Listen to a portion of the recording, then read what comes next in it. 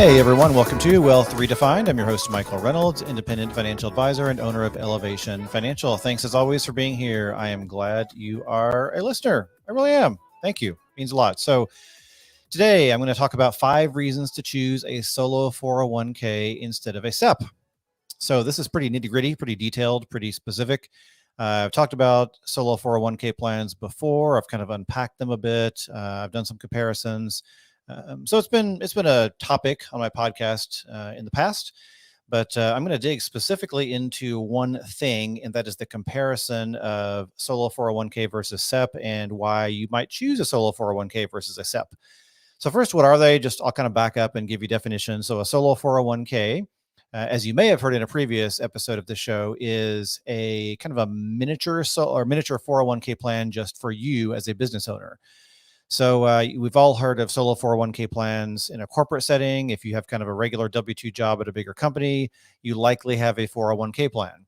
That is a type of retirement plan that lets you save in a tax advantage type of account and invest for retirement or later years. And that's kind of something we're all familiar with. A solo 401k plan is a kind of a scaled down version of that is just for solo business owners. So these are business owners that do not have employees. It functions almost identically to a regular big company 401k plan with some caveats, but it's really kind of designed just for a solo business owner. So that's what a 401k plan is, or a solo 401k plan is. SEP is a simplified employee pension. It is also a retirement plan for business owners. It doesn't have to be for solo business owners, but it's very popular among solo business owners because it tends to be very easy to set up. And it's often recommended frequently by accountants because it is so easy to set up, and it has the tax deductible contribution advantage as well that accountants like. So that's kind of the quick definitions of these two plans. So before I go into the 5 reasons why you might choose a solo 401k over a SEP, I want to say that, as always, this is not specific advice. There are cases where a solo 401k makes sense. There are some cases where a SEP makes sense. I'm not saying this is a one-size-fits-all.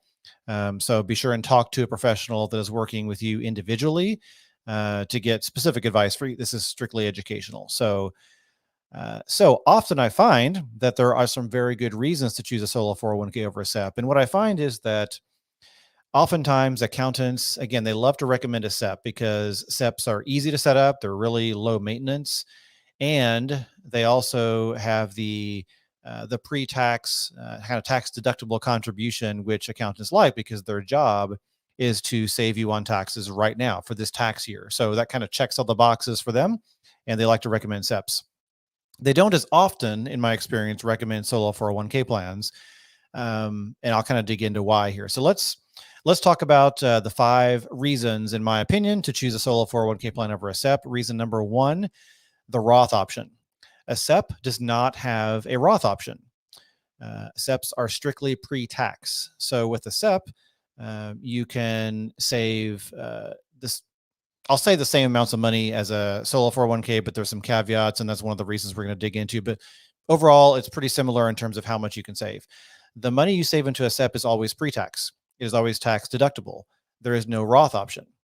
However, with a solo 401k plan, there is a Roth side to the plan. There's a Roth option, and you're able to save Roth money into the plan.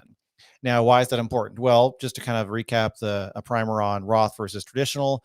Traditional or pre-tax money goes in pre-tax, which means it's tax deductible, which means that you are lowering your tax liability in that year. Later on, when you use that money at retirement, that money will be taxed at your tax rate at that time, or it will likely be taxed depending on circumstances. It's usually the case. So you're saving money on taxes now, but you're paying taxes later. So as that money grows, in theory, a lot of times you're going to be paying taxes on a higher balance than you would right now. So a Roth option is the opposite. Roth is paying taxes on the money now and putting post-tax money into the account. And then as it grows, depending on how it's invested, that growth is tax-free, and you can withdraw that money tax-free at retirement. So for a lot of people, Roth can make a lot of sense. Roth is very attractive. Roth money is very valuable.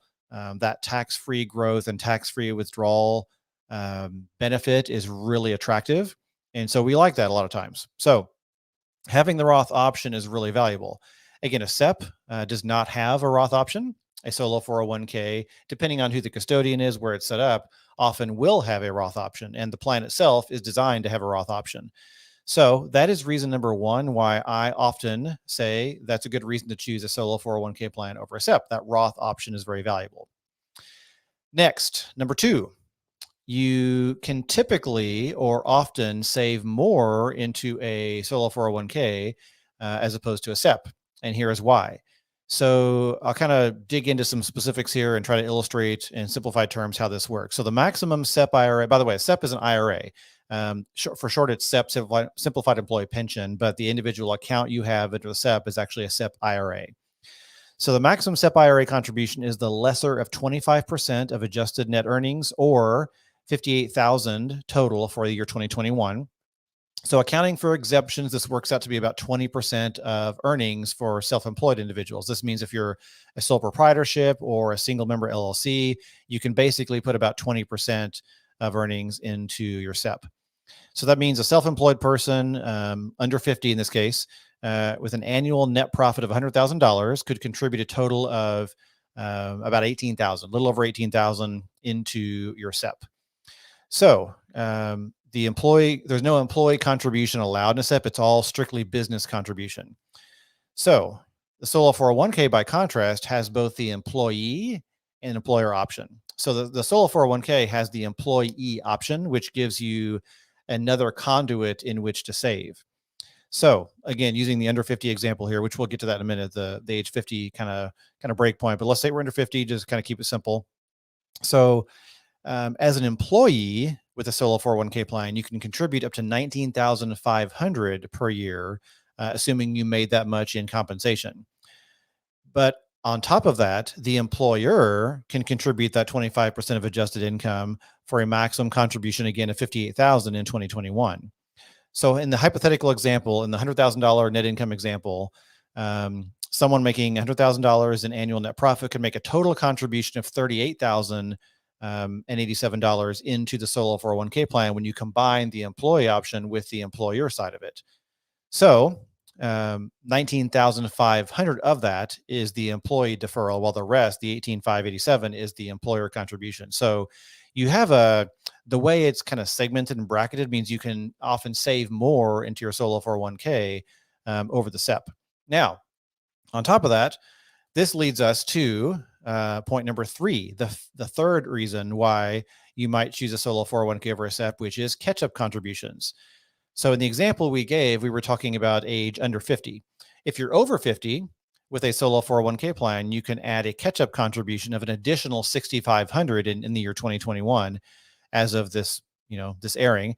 Again, that additional $6,500 is called a catch-up contribution. So if you're over 50, the catch-up contribution applies, and you can save an additional amount into your solo 401k. The SEP does not have a catch-up contribution provision.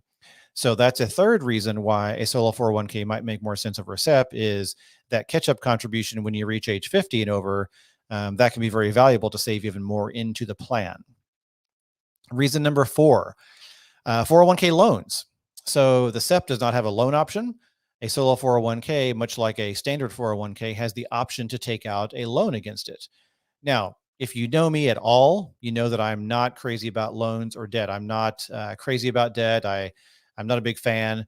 However, in some cases, if you're looking at ways that, let's say you're going to take out a loan anyway, it's just going to happen. It's something that's logistically appropriate. It's just something's going to happen and you have options. So if you're looking at things like a HELOC or taking out debt on a credit card or other things, often a solo 401k loan can make more sense than those other options because you are paying yourself back instead of paying the bank. You're paying yourself the interest back. So it can often make a lot of sense, especially in a solo plan, because the main risk factor that concerns me about a regular 401k loan is not really present in a solo 401k loan as much. The big risk factor of a standard 401k loan is if you leave your job, that loan becomes payable in full within 60 days of leaving your job. So it's kind of a risk factor. If you get fired or leave your job, it's kind of something to be concerned about.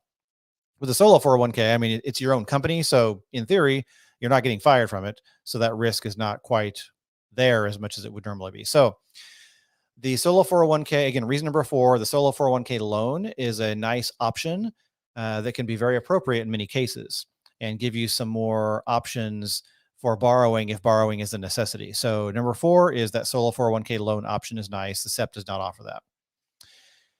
Finally, reason number 5, in my opinion, to choose a solo 401k over a SEP is that you avoid the pro rata rule. Now, there's something weird called the pro rata rule, which applies if you are trying to do backdoor Roth IRAs. So, to kind of recap and summarize this piece of it, a backdoor Roth IRA, I've talked about this in a previous podcast episode, but it is the practice of kind of circumventing the Roth IRA limits if you make too much money.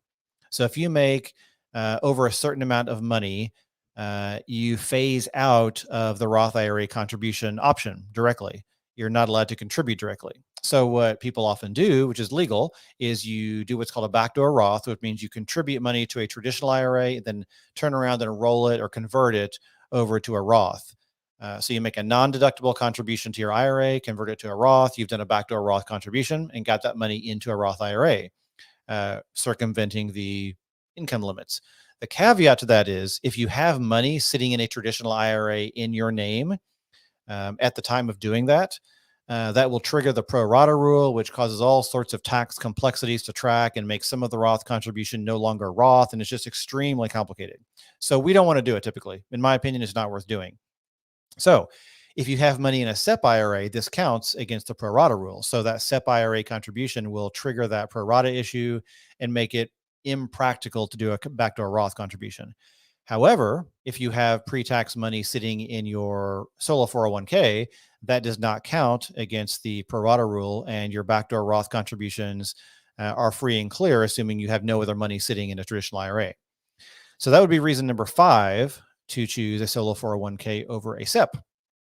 Now, I realize some of this stuff may have sounded a little bit like gobbledygook, maybe a bit too jargony. I get that. A lot of details have been kind of covered here in a short time, but I will say this. The bottom line is, if nothing else makes sense, here's the bottom line. A solo 401k typically can let you save more, and it gives you a lot more flexibility and a lot more options. That's kind of the quick, plain English explanation of why you might explore a solo 401k over a SEP. Typically better savings rates or higher savings rates, more flexible and more options with the plan. So that's kind of the gist of it, in my opinion. Now, some people say, well, a solo 401k plan is more of a pain to administer. I mean, kind of, but not really. I mean, a SEP is super easy to set up. A solo 401k is almost as easy to set up, depending on where it's set up. Funding it, yeah, I mean, there are certain quirks with a solo 401k plan where funding it's a little bit different and can be a little bit slightly more high friction. And then there are a few things where, if you reach over a certain amount of money, you have to file an annual form to report on your solo 401k plan. Yeah, these things exist. They add a little more friction, but the pros, in my opinion, outweigh the cons very often. So having the flexibility of a solo 401k plan, the loan option, the Roth option, the higher limits, all these things vastly outweigh the tiny bit of friction that can come with administering a solo 401k plan. So I set up a lot of solo 401k plans, rarely set up a SEP. So most of the time, solo 401k for my solo business owner clients makes a lot of sense. Again, not specific advice. This is educational only. So in your specific situation, you want to talk to a professional that knows your situation directly for the best advice, but this is educational. So with that, I hope you will consider, if you're maybe at a crossroads thinking about, hey, what retirement plan options make sense for my solo business? Hope this helped you kind of with your decision-making process and just kind of understanding the differences and maybe the pros and cons. So with that, I will wrap it up there, but I will say that if you want to talk through this more, or even just kind of just talk through, even if you don't want to become a client right now, just, feel free to grab some time with me and we can talk through, hey, does a solo 401k or a SEP make sense for you? Or if you have other questions in the financial realm, always happy to talk. You can do that on my website. You can reach out at elevationfinancial.com. You can book a meeting online. That's a quick 45-minute money session. I'll answer any questions you want. Super low pressure, super easy. Happy to chat. So with that, thanks for joining me today. As always, have a great day. I'll see you next time.